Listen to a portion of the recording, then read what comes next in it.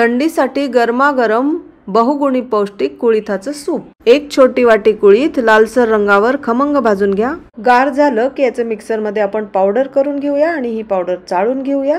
चाळून उरलेली जाडसर पावडर तुरीचं वरण लावताना त्याच्यामध्ये वापरून टाकायची। 2 चमचे कुळिथाची चाळलेली पावडर, 2 चमचे तांदूळाची पिठी पाणी घालून मिक्स करून बाजूला ठेवायचं। कढईत 1 चमचा तूप घाला, जिरे घाला, बारीक चिरलेला लसूण घालायचा, 1 छोटा चमचा हिरवी मिरची घालायची। हे सगळं छान परतून घ्यायचं। पाव चमचा हिंग घालायचा, पाव चमचा हळद घालायची आणि पाव चमचा मिरेपूड घालायची। आता ह्याच्यामध्ये 1.5 ग्लास पाणी घालायचं आणि चवीनुसार मीठ घालायचं। पाण्याला छान उकळी येऊ द्यायची।